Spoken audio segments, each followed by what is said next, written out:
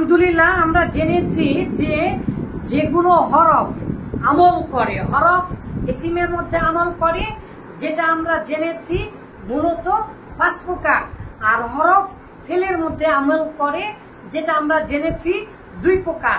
তাহলে 5 আর 2 7 প্রকার, 7 প্রকার হরফ আমল করে।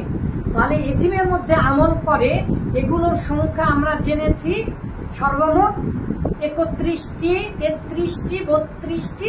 তো 31টা আমরা সবাই বেশিরভাগ জানি আলহামদুলিল্লাহ। আর যেগুলো হরফ ফেলের মধ্যে আমল করে এটা 2 প্রকার, যে আল্লাম কাইদান ফেলে মোতারেকে জবর দিবে, আল্লাম লাম্বা লামে আমার লাইনে ইনশাক্তিয়া ফেলে মোতারেকে জজম দিবে, এই 7টি। যেগুলো হরফ ফেলে মোতারেকে জজম আর জবর দিবে, ফাতা দিবে, সেগুলো হচ্ছে 9টি। তাহলে এই 29টি হরফ ইসিমের মধ্যে জবর জের পেশ ইত্যাদি দিবে, আর ফেলের মধ্যে 9টি হরফ দিবে। সর্বমোট হরফ ইসিমের মধ্যে অথবা ফেলের মধ্যে আমল করে আমরা দেখেছি। হরফের মধ্যে হরফ আমল করবে না, কারণ হরফ পৃথিবীতে মাবনি, পৃথিবীর কোনো হরফই মূলত জবর জের পেশ গ্রহণ করবে না আলহামদুলিল্লাহ। তাহলে এখন আমাদের কি জানা দরকার? শুধু এই এতটুকুনই তো আর হরফ নেই পৃথিবীতে, তাই না?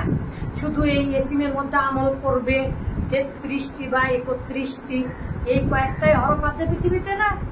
আবার শুধু কি ফেলের মধ্যে আমল করবে 9টা হরফ, তাহলে এই 33, 9 বা 31 আর এই 9, এই কয়েকটা হরফই শুধু আমল করতে পারে?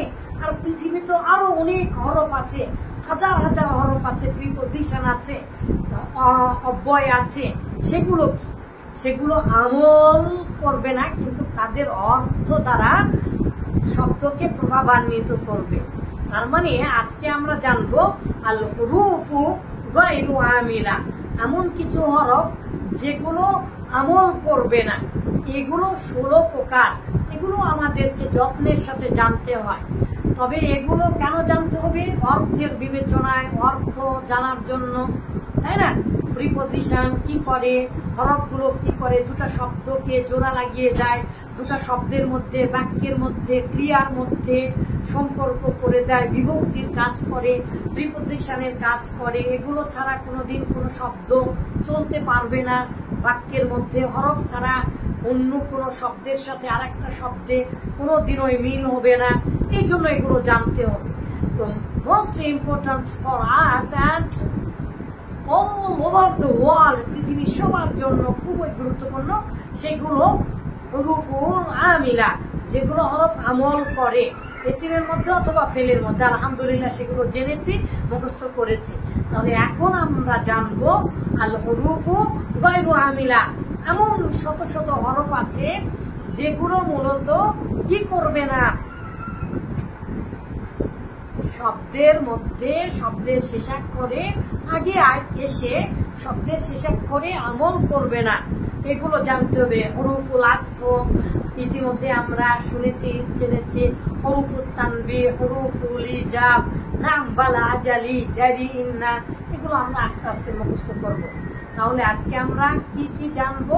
মূলত এমন কিছু জানছি যে হরুফুল তাফসির, আই আই ইয়ানি, আই মানে অর্থাৎ, অর্থাৎ, ইয়ানি দ্যাট মিনস সবসময় বলে থাকি আমরা, ইয়ানি অর্থাৎ, অর্থাৎ, ইয়ানি মানা হাদা, হাদা হুয়া, ইয়ানি হাকাদা, এরকম ভাবে আমরা সর্বদাই আরবি, ইংরেজি এবং বাংলা বলতে আমরা ব্যবহার করি।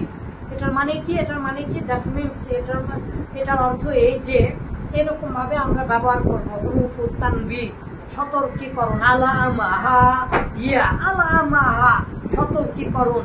হ্যাঁ, হরুফুল ওয়াদা, হরুফুল তাহজিজ, হরুফুল তানবিহ, সতর্ককরণ। এরকম ভাবে আমরা জানবো 16 প্রকার হরফ। হরুফুল আতফ, হরুফুল তাহজিজ, আচ্ছা কত ধরনের হরফ আছে, তাই না? এই 16 প্রকার। হরুফুল শর্ত, হরুফুল জিয়াদা, হরুফুল তানবিহ, হরুফুল রাদা, হরুফুল ইস্তিফহাম, হরুফুল তাওয়াকি, হরুফুল তাহজিজ, হরুফুল তাহজিজ, হরুফুল মাজদার ইত্যাদি আমাদেরকে অবশ্যই জানতে হবে। তাহলে আজকে থেকে আমরা শুরু করব কি, এমন কিছু হরফ, শত শত হতে পারে, তবে গুরুত্বপূর্ণ গুলো 16 প্রকার আমরা জানবো। যেই হরফগুলো এসিমের আগে এসে অর্থের তারা প্রভাবান্বিত করবে, কিন্তু জবর জের বেশ কিছুই দিতে পারবে না। Good boy. MashaAllah, thank you. May Allah help us to know this all things for understanding the Holy Quran and Sahih Sunnah. Allahumma ameen. Assalamu alaikum wa rahmatullah.